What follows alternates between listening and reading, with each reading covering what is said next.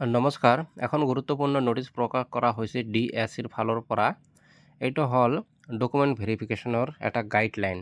কি guideline follow' কৰি, কি ৰুল ফ'ল' কৰি, কি strict rule and regulation follow' কৰি ডকুমেণ্ট ভেৰিফিকেশ্যন কৰা হ'ব GT আৰু PGTৰ গ্ৰেজুৱেট টিচাৰ আৰু পোষ্ট গ্ৰেজুৱেট টিচাৰৰ, তাৰ বিষয়ে এখন ন'টিচ জাৰি কৰা হৈছে। আৰু এইবাৰ ডকুমেণ্ট ভেৰিফিকেশ্যন কেইটামান স্পেচিফিক চিটি বা ঠাই নিৰ্ধাৰিত কৰি দিয়া হৈছে। সেইবোৰ ঠাইতহে নিৰ্দিষ্ট ঠাইতে ডকুমেণ্ট ভেৰিফিকেশ্যন কৰা হ'ব। সেইবাবে এখন ন'টিচ প্ৰকাশ কৰা হৈছে। তো আপোনালোকে স্ক্ৰীনত চাব পাৰে। ন'টিচখন inspector of school, Bongaigaon, Cachar, Dibrugarh, Jorhat, Kamrup metro' আৰু নগাঁও জিলালৈ প্ৰেৰণ কৰা হৈছে। তো আপোনালোকে চাব পাৰে, ছাবজেক্ট দিয়াই আছে standard operating procedure for scanning verification of document testimonials of the professionally selected candidate for the post of postgraduate teacher and graduate teacher of different govt/provincialized secondary school of Assam। তো ইয়াত লিখাই আছে, মই ইম্পৰ্টেণ্ট কথাবিলাক কৈ যাওঁ, বহুত ডাঙৰ ন'টিচ। তো আপোনালোকে চেনেলটোত নতুন হ'লে চেনেলটো ছাবস্ক্ৰাইব কৰি ল'ব। তো যিহেতু আপোনালোকে সকলোৱে জানে, পোষ্ট গ্ৰেজুৱেট আৰু গ্ৰেজুৱেট টিচাৰৰ পৰীক্ষা হৈছিল। পোষ্ট গ্ৰেজুৱেট টিচাৰৰ বাবে 1487টা পোষ্টৰ বাবে পৰীক্ষা হৈছিল আৰু গ্ৰেজুৱেটৰ কাৰণে 7588 পোষ্টৰ বাবে পৰীক্ষা হৈছিল। আৰ্টছ, ছায়েন্স, মেথামেটিক্স, সংস্কৃত সকলোবোৰ দিয়াই আছে। আৰু ডিষ্ট্ৰিক্ট ৱাইজ যিটো পোষ্ট ভেকেঞ্চি আছে, এই লিষ্টখন দিয়া হৈছে। আৰু ডকুমেণ্ট ভেৰিফিকেশ্যন কৰা হ'ব কেইটামান ডিষ্ট্ৰিক্টৰ হেডকোৱাৰ্টাৰত দিয়াই আছে: বঙাইগাঁও, কামৰূপ মেট্ৰ', নগাঁও, কাছাৰ, যোৰহাট, ডিব্ৰুগড়। ইয়াত লিখাই আছে। আৰু সেইবোৰ ডিষ্ট্ৰিক্টৰ জ'নেল ইনস্পেক্টৰক কিমান চিকিউৰিটি লাগে, কেনেকৈ ষ্ট্ৰিক্টলি ডকুমেণ্ট ভেৰিফিকেশ্যন কৰিব, সেইবোৰ ব্যৱস্থা কৰিবলৈ কোৱা হৈছে। আৰু ডকুমেণ্ট ভেৰিফিকেশ্যন ক'ত কেনেকৈ জ'নেল ডিষ্ট্ৰিক্ট ৱাইজ হ'ব, এইটো জনাই দিয়া হ'ব 2 জুন তাৰিখে।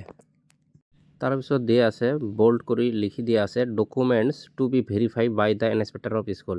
ইনস্পেক্টৰ অফ স্কুলে কি ডকুমেণ্ট ভেৰিফাই কৰিব লাগিব, এইবিলাক দিয়া আছে লিষ্ট। 1 নম্বৰ দিয়া আছে, যিকোনো আইডেণ্টিটি প্ৰুফ, মানে এজ প্ৰুফ বা ফটো প্ৰুফ দিয়াৰ কাৰণে যিকোনো এটা কাৰ্ড লৈ গ'লে হ'ব। ইয়াত দিয়া আছে, আপোনালোকে চাব পাৰে 1 নম্বৰ পইণ্টত। আৰু 2 নম্বৰত কোৱা হৈছে, যিবোৰ কেণ্ডিডেটৰ মেৰিট লিষ্টত নাম আহিছে, সিহঁতৰ মানে এটেণ্ডেঞ্চটো ৰেকৰ্ড কৰি ৰাখিবলৈ কৈছে। Date, time, signature, email ID, phone number এইবিলাক ৰাখিবলৈ কোৱা হৈছে। 3 নম্বৰত কোৱা হৈছে, copy of application form or acknowledgement শ্বয়িং unique number or application number of the candidate, মানে আপোনালোকে অনলাইন কৰোঁতে যিখন ফৰ্ম আহিছিল এইটো লৈ যাব লাগিব। 4 নম্বৰত কোৱা হৈছে, all the details filled by the candidate while filling the application form during online application processes including edit option period must be verified within the original document/testimonials and must be recorded if any disciplinary notice। তাৰমানে আপোনালোকে যে online কৰিছিল, online কৰোঁতে যি fill up কৰিছিল, যেনেকৈ online fill up কৰিছিল ফৰ্মখন, ঠিক তেনেকুৱাই থাকিব লাগিব। ইভেন এডিট অপশ্যন দিয়াৰ পিছতো যদি কিবা এডিট কৰিছিল, ছেম হ'ব লাগিব অৰিজিনেল ডকুমেণ্টৰ লগত। যদি অৰিজিনেল ডকুমেণ্টৰ লগত ছেম নহয়, তেনেকৈ আপোনালোকৰ কেণ্ডিডেটটো ৰিজেক্ট কৰি দিয়া হ'ব। তো সেইটো এটা বহুত ডাঙৰ কথা। কিছুমান ষ্টুডেণ্টে আছে, পৰীক্ষা পাছ কৰা নাই, 4th চেমত আছিল বা লাষ্ট ইয়াৰত আছিল, সিহঁতে এটা আনুমানিক নাম্বাৰ বা মাৰ্ক বহাই দিছে, তো এইটো নহ'ব। তো মানে ছেম হ'ব লাগিব। 5 নম্বৰত কোৱা হৈছে, আপোনালোকে এপ্লাই কৰোঁতে কি দিছিল কেটাগৰী, ৰিজাৰ্ভ না আনৰিজাৰ্ভ না SC ST, এইটো ছেম হ'ব লাগিব। আৰু medium of the post, English দিছিল না এছামিছ দিছিল, এইটো মিলিব লাগিব। 6 নম্বৰত কৈছে, এডমিট কাৰ্ড লাগিব এজ প্ৰুফৰ কাৰণে। 7 নম্বৰত কৈছে, হাই ছেকেণ্ডেৰী যিবিলাক মাৰ্কশ্বিট আছে, চাৰ্টিফিকেট আছে, পাছ চাৰ্টিফিকেট এইবিলাক লাগিব। 8 নম্বৰত এটা ইম্পৰ্টেণ্ট কথা কোৱা হৈছে, তো গ্ৰেজুৱেশ্যন বা পোষ্ট গ্ৰেজুৱেশ্যনৰ মাৰ্কশ্বিটত যিটো ডেট আছে, এইটো আপোনালোকে অনলাইন ফৰ্ম ফিল আপ যে কৰিছিল তাৰ আগত হ'ব লাগিব ডেটটো, নহ'লে কিন্তু নহ'ব।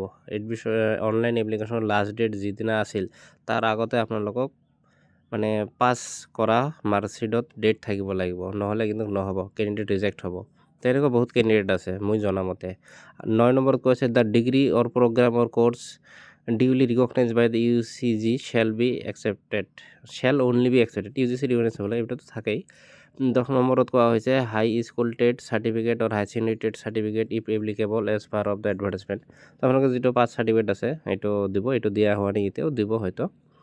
আৰু 11 নম্বৰত কোৱা হৈছে, কেণ্ডিডেট হু হে পাছ দ্য আৰ্লিয়াৰ, যিহঁতে আগতে পাছ কৰিছিল সিহঁতক 5% দিয়া হ'ব বা 5 মাৰ্ক দিয়া হ'ব, গ্ৰেজুৱেশ্যন আৰু পোষ্ট গ্ৰেজুৱেশ্যন দুটা কেটাগৰীতে। 12 নম্বৰতো সেই একে ইম্পৰ্টেণ্ট কথা কোৱা হৈছে, আপোনালোকে যে BEd কৰিছে, BEdৰ মাৰ্কশ্বিটখন UGC NCT ৰিকগনাইজ হ'ব লাগিব, প্লাছ আপোনালোকে যে পাছ কৰিছিল, date of publication of result marksheet যিটো বিএডৰ মাৰ্কশ্বিটৰ ডেট লিখা থাকে এই ডেটটো অনলাইন এপ্লিকেশ্যনৰ আগত হ'ব লাগিব, নহ'লে কিন্তু ৰিজেক্ট হ'ব। এইটো বহুত ডাঙৰ কথা।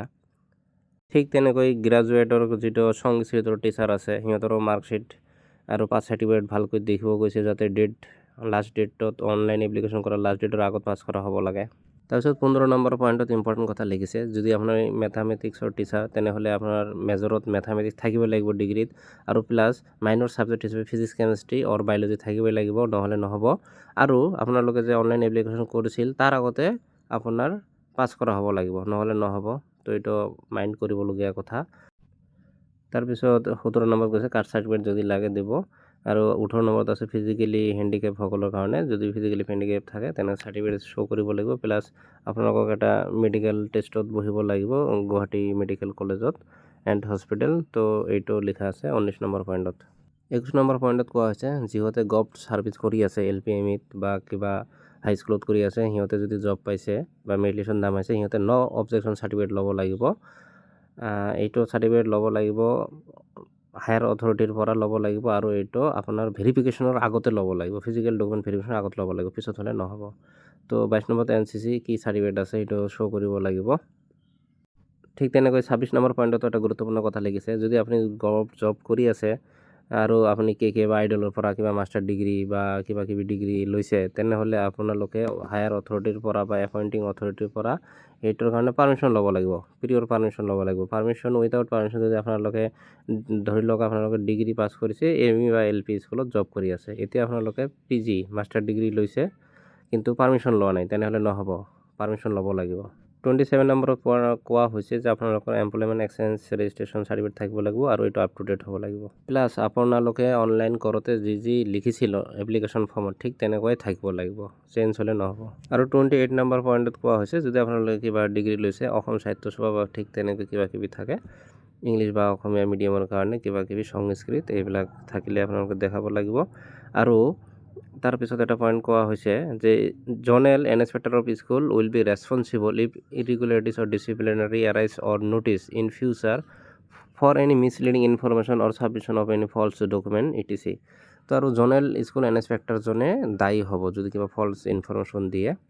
তো তাৰপিছত লিখা আছে স্ক্ৰিনিং অফ ভেৰিফিকেশ্যন প্ৰচেছ কেনেকৈ কৰা হ'ব এইবিলাক লিখা আছে। তাৰমানে আপোনাৰ all relevant educational document caste certificate identity proof এই সকলোবিলাক জ'নেল স্কুল ইনস্পেক্টৰে ভেৰিফাই কৰিব। আৰু বাকী আপোনালোকৰ যিটো আউটছাইড আছামৰ পৰা যদি BEd কৰে এই ডকুমেণ্ট বেক কপি ভেৰিফিকেশ্যন কৰা হ'ব, এইবোৰ সকলোবিলাক কৰা হ'ব।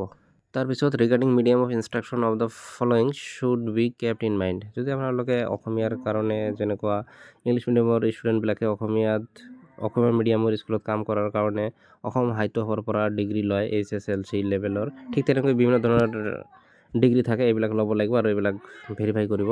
আপোনালোকে ইংলিছ মিডিয়ামৰ স্কুলত কাম কৰিবলৈ খুজিলে ইংলিছত HS ফাৰ্ষ্ট ইয়াৰৰ পৰা আপোনালোকৰ অল্টাৰনেটিভ ইংলিছ থাকিব লাগিব, এইবিলাক চাব। তাৰপিছত আপোনাৰ কেণ্ডিডেট কি কাৰণত ৰিজেকশ্যন হ'ব পাৰে, তো চাব পাৰে গ্ৰাউণ্ড অফ ৰিজেকশ্যন, কি কাৰণত ৰিজেকশ্যন হ'ব পাৰে। যদি আপোনালোকে ইলিজিবিলিটি ক্ৰাইটেৰিয়া যিটো মেনশ্যন কৰিছিল এডভাৰটাইজমেণ্টত এইটো ফুলফিল হোৱা নাই, তেনেহ'লে আপোনালোকক ৰিজেক্ট কৰি দিব। আপোনালোকে অনলাইন এপ্লিকেশ্যন ফিল আপ কৰোঁতে ইনক্লুডিং এডিট অপশ্যন যদি কিবা খেলিমেলি হয় বা এতিয়াৰ লগত নিমিলে তেনেহ'লে আপোনালোকক ৰিজেক্ট কৰি দিয়া হ'ব। তাৰপিছৰ পইণ্ট ইম্পৰ্টেণ্ট যে আপোনালোকৰ যিটো ডকুমেণ্ট এডুকেশ্যন কোৱালিফিকেশ্যন ডকুমেণ্ট মানে শ্ব' কৰিছে অনলাইন এপ্লিকেশ্যন ফৰ্মত, যদি এইটো চেম নহয় তেনেহ'লে আপোনালোকক ৰিজেক্ট কৰি দিব। যদি আপোনালোকৰ date of pass of result মানে আপোনালোকৰ ৰিজাল্ট যদি 20 নৱেম্বৰ 2024 চনৰ আগত আপোনালোকৰ যদি পাছ কৰা নাই মাষ্টাৰ ডিগ্ৰীৰ যিটো ৰিজাল্ট নাইবা BEdৰ লাষ্ট ছেমৰ ৰিজাল্ট, তেনেহ'লে আপোনালোকে এনেই কেঞ্চেল হ'ব, আপোনালোকৰ যোৱাৰ কোনো দৰকাৰেই নাই, কাৰণ ইয়াত লিখাই আছে স্পষ্ট কৰি 20 নৱেম্বৰ 2024 আগত আপোনালোকৰ কোৱালিফিকেশ্যন মাষ্টাৰ ডিগ্ৰীয়ে হওক BEd হওক এইবোৰ ক্লিয়াৰ হোৱা হ'ব লাগিব। মাৰ্কশ্বিটত লিখা থাকিব লাগিব ডেট 20 নৱেম্বৰ 2024 চনৰ আগত আপোনালোকে মাষ্টাৰ ডিগ্ৰী নাইবা BEd ডিগ্ৰী পাছ কৰা হ'ব লাগিব, নহ'লে নহ'ব। তাৰপিছত কোৱা আছে যদি কোনো কেণ্ডিডেটে বা গভ ছাৰ্ভিচ কৰি আছে আৰু তেওঁলোকে মাষ্টাৰ ডিগ্ৰী বা BEd লৈছে কিন্তু উইথাউট এপইণ্টিং অথৰিটিৰ পাৰ্মিশ্যন নোলোৱাকৈ, তেনেহ'লে তেওঁলোকক NOC দিয়া নহ'ব। তো ডিষ্টেঞ্চ মোডত কোনো ডিগ্ৰী কৰিলে ডিগ্ৰীটো একচেপ্ট কৰা নহ'ব যদি UGC ৰিকগনাইজ নাথাকে প্লাছ অসমত ষ্টাডি চেণ্টাৰ নাথাকে। কিন্তু যদি গুৱাহাটী ইউনিভাৰ্চিটিৰ আণ্ডাৰত হয় তেনেহ'লে হ'ব, যেনেকুৱা ইগনো, আইডল, KK এইবিলাকৰ আণ্ডাৰত হ'লে হ'ব, প্লাছ ডিব্ৰুগড় ইউনিভাৰ্চিটিৰ আণ্ডাৰত হ'লেও হ'ব। কোনো কেণ্ডিডেটে যদি পোষ্ট গ্ৰেজুৱেট টিচাৰৰ কাৰণে এপ্লাই কৰিছে আৰু ইহঁতে চিলেক্টেড হৈছে আৰু ইহঁতে যি ছাবজেক্টত চিলেক্ট হৈছে সেই ছাবজেক্টৰ ডিগ্ৰীত থাকিব লাগিব, নহ'লে ৰিজেক্ট হ'ব। লাষ্ট পইণ্টত কৈছে ডকুমেণ্ট ভেৰিফিকেশ্যন হোৱাৰ পিছত জনেৰেল ইনস্পেক্টৰ অফ স্কুলে এখন লিষ্ট প্ৰিপেয়াৰ কৰিব লাগিব কোন কোন কেণ্ডিডেট ৰিজেক্ট হ'ল, আৰু এই ৰিজেক্ট হোৱা কেণ্ডিডেটবোৰৰ এটা লিষ্ট বনাই অফিচত হেংগিং কৰি থ'ব লাগিব নোটিছ বৰ্ডত, আৰু এইটো অফিচিয়েল ৱেবছাইটত আপলোড দিব লাগিব। তো ইয়াৰ পৰা এইটোৱে বুজা যায় যে ডকুমেণ্ট ভেৰিফিকেশ্যন ষ্ট্ৰিক্ট হ'ব, আৰু যিসকল কেণ্ডিডেটে মাষ্টাৰ ডিগ্ৰী 4th চেমত আছিল বা লাষ্ট ইয়াৰত আছিল, নাইবা BEd লাষ্ট চেমত আছিল, লাষ্ট ইয়াৰত আছিল, সিহঁতক লৈ অলপ প্ৰব্লেম হ'ব। কাৰণ ইয়াত স্পষ্টকৈ লিখা আছে 20 নৱেম্বৰ 2024 চনৰ আগত আপোনালোকৰ ডিগ্ৰী ক্লিয়াৰ হ'ব লাগিব, পোষ্ট গ্ৰেজুৱেটেই হওক বা BEdে হওক, স্পষ্টকৈ লিখা আছে। তো আশা কৰোঁ আপোনালোকে ভিডিঅ'টো চাই উপকৃত হ'ব। ধন্যবাদ।